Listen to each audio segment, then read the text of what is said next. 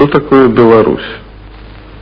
Калі я сёння задумываюся про гэта, я бачу дзівосны горад, адказ на все наши беларускія пытанні. Гэта Вільня, город першай беларускай кнігі, першай беларускай школы, першай беларускай палітычнай партыі. Усё наше пайшло адсюль. Старая беларуская сталіца, якая волей гістарычнага выпадку 50 гадоў таму назад стала адміністрацыйным цэнтрам суседняй дзяржавы. Это Вільнюс, город наших страчаных магчымасцяў.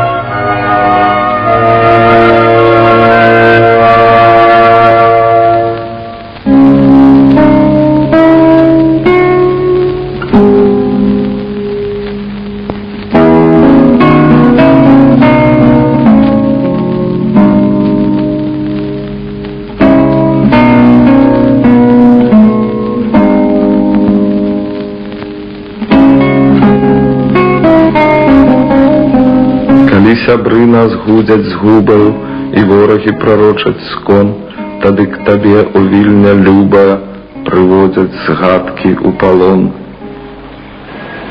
Вот я взял самым таким беглым чынам, подлічыў, колькі вершаў у беларускай паэзіі прысвечана Вільні. Мне атрымалася больш за 70 вершаў і 3 ці 4 паэмы. Прычым гэта паэзія экстра-клясы, настолькі натхняў гэты горад. Бачыце, я чытала ўспаміны Вінцука Грышкевіча. І ён там, напрыклад, піша, што як ён прыехаў у 20-м годзе у Вільню, паступіў у беларускую гімназію, дык яго вельмі здзівіла, што тут усё было па-расейску. Як я приехала в 25-м году, а в 20-м году говорили по-белорусски только отец Адам Станкевич и Смолич. Все учителя говорили по-российску и учни по-российску. В 25-м году, как я приехала, все было по-белорусски абсолютно, ни одного слова по-российску никто не чул и никто не говорил. Гэты горад узнік вельмі даўно на мяжы літоўскага і беларускага этнасаў. У старыя часы тут дамінавала старабеларуская культура. Францішак Скары надрукаваў кнігі, Леў Сапега складаў статут Вялікага княства, першую еўрапейскую канстытуцыю. Пасля сюды прыйшла расійская імперыя.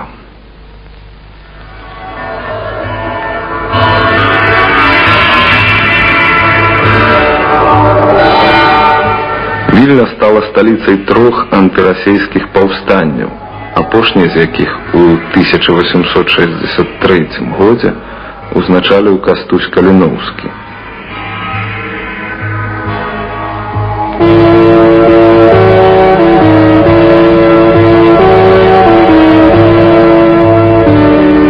У 20-м стагоддзі ўлады тут мяняліся як у калейдаскопе. Это был город расейскі, польскі, на нейкі месяц у 39-м беларускі, пасля літоўскі. Цэнтральны праспект горада толькі ў нашым стагоддзі насіў імёны святога Юрыя, Адама Міцкевіча, Гедыміна, Сталіна, Гітлера, Леніна, зноў Гедыміна. У 1906 годзе тут з'явілася першая беларуская газета «Наша Ніва», якая зрабіла нашмат больш, чым можа зрабіць газета. Можа быць, яна і стварыла все тое, што мы называем словом «Беларусь».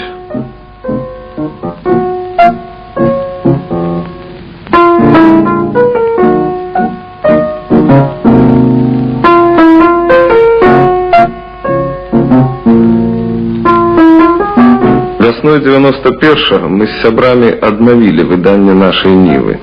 Нас нават попракалі: не чапайце помнік. Для некага ўся беларушчына толькі помнік. А для нас яна ад пачатку была синонімам творчасці. Это тое самае, што скокнуць вышэй галавы. Каб аднавіць выданне газеты, нам спатрэбілася ўсё падрыхтаваць. Па-першае, перабрацца ў Вільню. Это ўсяго 180 кіламетраў ад Менску, але зусім іншы свет, жывая традыцыя.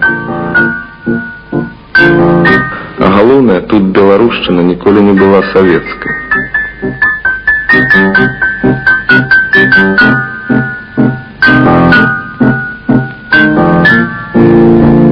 Стагоддзі пылу я страсаю з друку, між літар бачу зрокам прагавітым, як людзям простым, людзям паспалітым, са словам нёс ён праўду і навуку.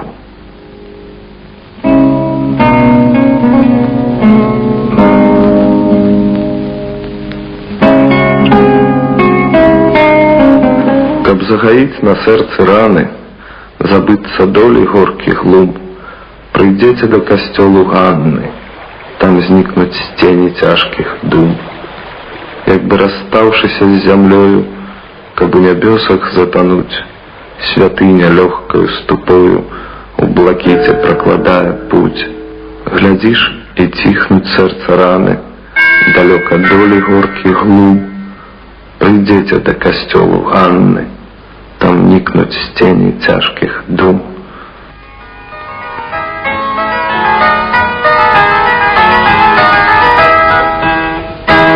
Блукаю па вузкіх вулках старога роднага места. Чаму ты не тут, не са мною, вялікі крывіцкі род? І кожны мой крок паўтарае акорды жалобнай мэсы. Так, кожны мой крок, асцярожны крок. Цяпер усё беларускае ў Вільні толькі пачынаецца пасля доўгага перапынку. Школа, таварыствы, друк. Мы пачынаем, а побач з намі пакідаюць гэты свет старыя віленчукі, стваральнікі колішніх школаў, таварыстваў, газет. Зоська Верас, Юрый Луцкевіч. Кожнае такое пахаванне як бы перадача паўнамоцтваў ад іх нам. Пані Зоя, віленская пісьменніца, мемуарыстка, дачка беларускага праваслаўнага папа Александра Каўша.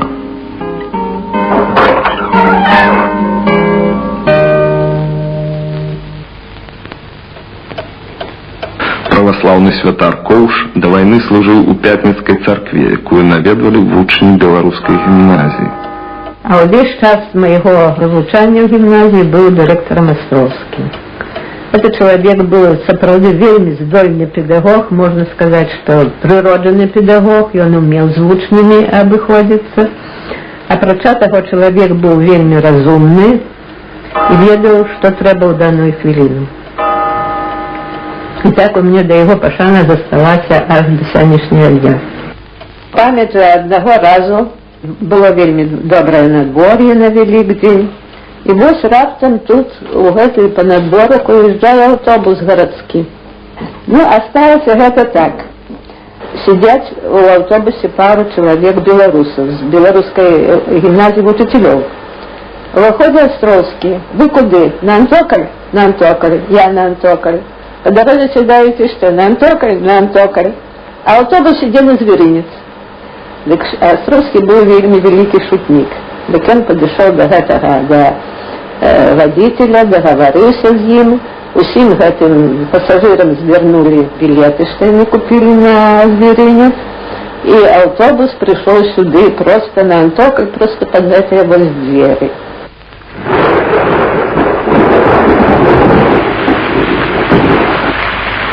Мы ледзьве паспелі зняць гэтыя кадры. 17 кастрычніка пані Зоі не стала.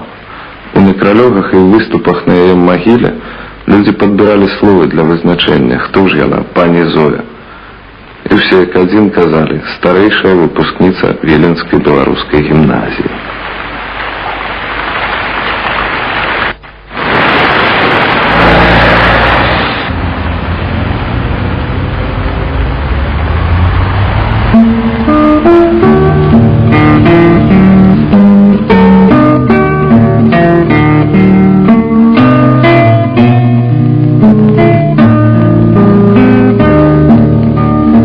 Колішняя гімназія у знакамітых базілянскіх мурах стала для старых віленчукоў не проста школай, а галоўнай падзеяй у біяграфіі кожнага. Такое адчуванне, што надзеўшы аднойчы гімназічную форму, яны ўжо не здымалі яе ніколі. Ну, з настаўнікаў запамяталіся настаўнік Ян Цукевіч, наш дырэктар Францішак Гришкевич, беларускую мову, так, была Алена Лекан, Соколова. На уроки религии приходил ксёндз Адам Станкевич.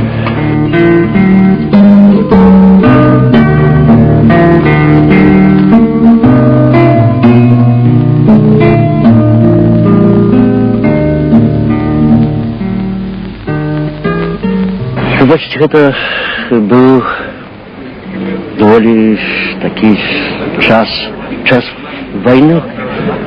И помнится и бомбардировки, и фронт. Ну и школа помнится. Я лічу, что это были самые светлые дни.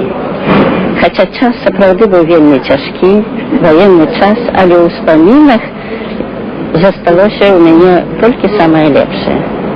І я ўспамінаю сваё дзяцінство як шчаслівае, бо я ведала Забойду Суніцкага, сустракалася з ім, і гэта на ўсё жыццё. Бацька Міраслава і Ярослава Станкевічаў, Станіслаў, быў кнігаром і паэтам. Гэта ён напісаў вершык, які чытала маленькая гімназістка. А вось гэтых колькі кветак, што зіяюць так празрыста з садоў нашых і палетак, ад мяне вось асабіста. Забойда Суніцкі падпісаў мне фатаграфію сваю «Милой мере станкевичанцы на ўспамін супольных выступленняў».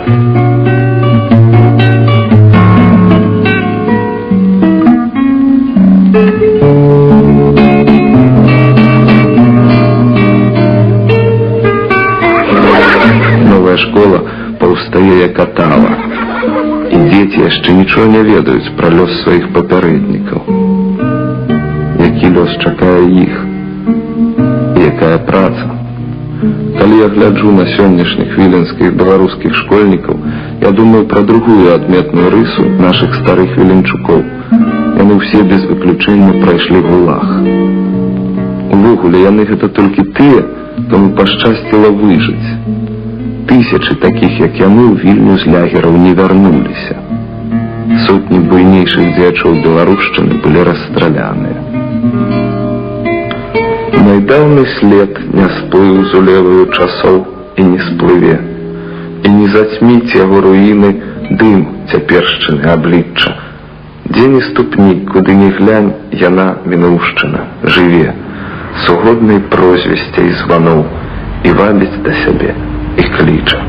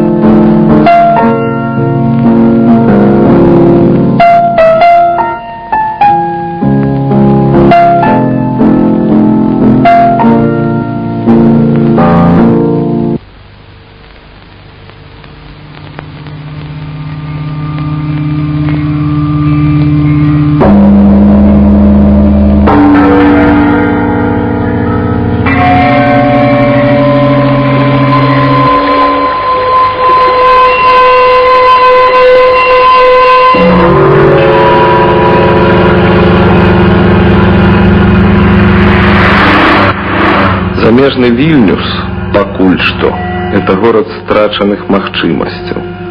Знакі беларускай мінуўшчыны паступова прыходзяць у заняпад. Тутэйшыя архівы забітыя сенсацыйным, але незапатрабаваным беларускім матэрыялам. Тутэйшыя вобразы натхняюць нямногіх паэтаў. Тутэйшыя імёны на помніках яшчэ цяжка расчытаць.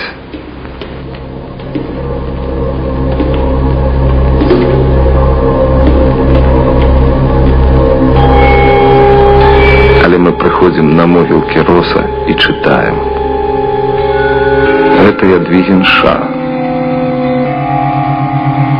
Уладзіслаў Сыракомля, Казімер Сваяк,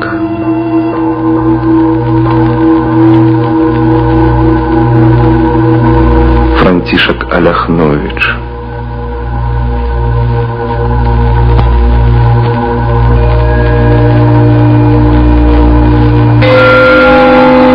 Леўвітан Дубейкаўскі, архітэктар, у сваёй галіне фігура не меншая за Купала ў паэзіі. Браты Луцкевічы.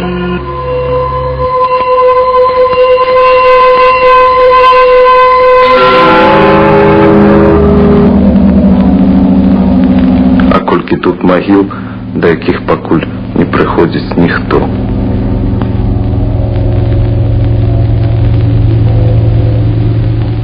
Сердце болит.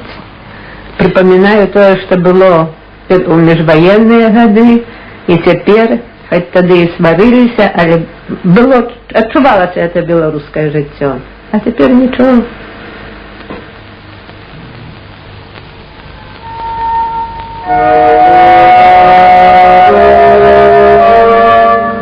Праз дні і ночі нас пільнує страх. На вулках Вільні і ў тваіх вачах там толькі ён замест рэк і мораў. У мілым доме песняў не пяюць, а цягнуць нэндзу новую сваю. Пра смерць і хлеб, і зноў пра смерць гавораць. Я выйду в ноч, пакуль сабе не веру, я выйду асцярожным чуйным зверам, каб у дарозе збыць жуду нуду і набяжыць з чужых краёў старожа, сказаць пра ўсё, паверыць і паможа, ды я ад страху словаў не знайду.